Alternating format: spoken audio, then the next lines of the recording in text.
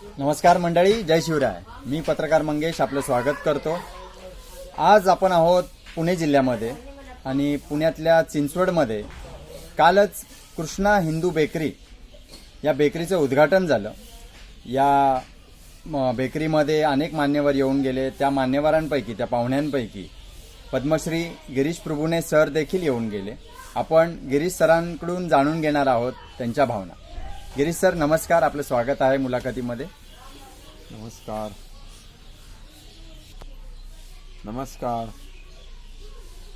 इथे हल्लीचं जे जीवन आहे त्याच्यात बेकरी उत्पादनं हे अत्यंत महत्त्वपूर्ण मानली जातात. काही करायला लागत नाही.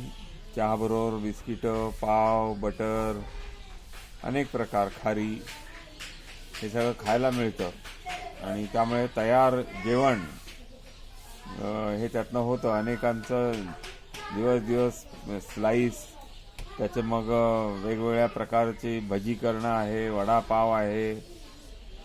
या सगळ्या ह्याच्यामध्ये सामान्य माणसाला किंवा अत्यंत शिकलेल्याही माणसाला याच्यात काय वापरतात हे माहीत नसतं आणि त्यामुळे जे अभक्ष्य आहे, हिंदू जे खात नाहीत, अशा अनेक गोष्टी या बेकरी उत्पादनात वापरल्या जातात. अनेक प्रकारची केमिकल वापरली जातात की ज्या पाव खुसखुशीत व्हावा, म्हणजे खारी खुसखुशीत व्हावी, बटर खुसखुशीत व्हावे, पाव चांगला मऊ व्हावा, यासाठी प्रामुख्यानं खुसखुशीत आणि याच्यासाठी मोठमोठ्या ज्या कत्तलखाने आहेत, या कत्तलखान्यातनं चरबी तयार मिळते आणि ही चरबी जी आहे अनेक प्राण्यांचा ह्याच्यातनं तयार केलेली असते. ती चरबी या बेकरी मालामध्ये उत्पादनात वापरली जायची. तसं खाण्यामध्ये आलेले ह्यांना माहीत नसतं. खुसखुशीत लागते, सकाळची वेळ असते, घाई गडबड असते.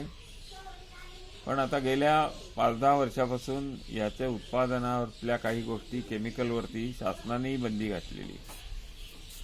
जसं त्या गूळ तयार करतात, त्याला हायड्रोसची पावडर वापरतात गूळ पिवळा होण्यासाठी आणि हायड्रोसच्या ह्या पावडरीच्या प्रमाणामुळे अनेक आजार होतात, कॅन्सरसारखे दुर्धर रोग होतात. तसंच या बेकरी उत्पादनात सुद्धा गायी कत्तलखान्याकडे ज्या जातात, रोज लाखोनी गायींची कत्तल होते मुंबई आणि या अनेक ठिकाणी. त्याची चरबी जी आहे, डुक्कर आहे, डुकराची चरबी आहे, वेगवेगळ्या प्राण्यांची चरबी ही त्या ह्याच्यातनं मिळते. प्रामुख्यानं गोधन जे आहे त्याच्या कत्तलीतून ही चरबी आहे आणि ही बेकरी उत्पादनामध्ये वापरतात. त्या बेकरी उत्पादनातला महत्त्वाचे जे भाग आहेत ते सगळे ह्या चरबीने होतात. फार पूर्वी वनस्पती तूप वापरलं जायचं. हे बेकरीतले वनस्पती तूप, त्याच्यावरचे टॅक्स याच्यामुळे महाग झाले आणि ही प्राण्यांची चरबी स्वस्त मिळते. हे कोणाला माहीत नसतं. तुपाचे किंवा तेलाचे डबे असतात, तशा डब्यातनंही येते. अनेक प्रकारची उत्पादनं गावोगाव पेट्या घेऊन विकायला जातात लोक. त्याच्यामध्ये या प्रकारची आहे. तर ही हिंदू बेकरी, कृष्णा हिंदू बेकरी जी आहे, त्यांची उत्पादनं जी आहेत ही शुद्ध प्रकारे तयार केलेली, त्यातला मैदा, कणिक हे सगळं जे आहे हे यांत्रिक पद्धतीनं मळलं जातं, यांत्रिक पद्धतीनं सर्व केलं जातं, जिथे कुठेही हात लावला जात नाही. अनेक प्रकारची अस्वच्छता या पारंपरिक बेकऱ्यांमध्ये आपल्याला दिसते आणि त्या पारंपरिक बेकऱ्या हे करत असताना हे चरबीयुक्त तूप मिश्रण केलेलं वापरलं जातं. या बेकरीमध्ये शुद्ध जे वनस्पती तेल,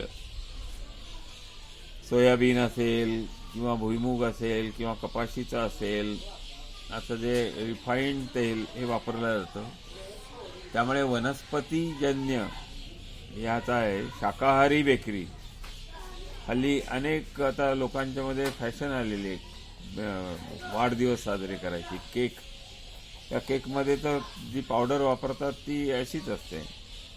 त्यामुळे केमिकल आणि पशूच्या आधाराची हे, याच्यामुळे आरोग्य बिघडतं वेगवेगळे आजार होतात, त्याशिवाय आपल्या धार्मिक भावना, पवित्र भावना ह्या दुखावल्या जातात. पण ते कळत नाही हे काय वापरलेले आहे. ते ह्या कृष्णा बेकरी जी आहे, हिंदू बेकरी, याच्यामध्ये सर्व यंत्राच्या सहाय्याने बनवलेले आणि वनस्पती तेल वापरून तयार केलेले केकपासून सर्व प्रकारचे पदार्थ जे स्वच्छ हिंदूंना खाता येईल असे शाकाहारी, म्हणजे वरचे लेबल शाकाहारी आहे आणि आतला माल कसा आहे कोणाला काही कळत नाही.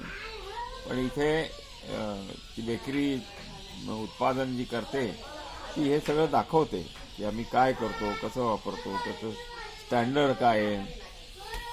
त्यामुळे ह्या कृष्णा हिंदू बेकरीतले पदार्थ, वस्तू सगळ्या या हिंदूंनी खाण्यासारख्या आहेत, शाकाहारी आहेत, आरोग्य संपन्न आहेत. त्याला लोकांनी आता अशा बेकरीतलाच माल खरेदी करावा, म्हणजे मग आपल्या धार्मिक भावनांबरोबर आपलं आरोग्यही नीट राखलं जाईल याची खात्री आहे. आपल्यासोबत पद्मश्री गिरीश प्रभुने सरांनी संवाद साधला आणि काही महत्त्वाच्या गोष्टींचा उलगडा देखील केला. ग्राहक राजाला देखील येथून संदेश आहे. धन्यवाद गिरीश सर आमच्याशी संवाद साधल्याबद्दल. धन्यवाद. नमस्कार.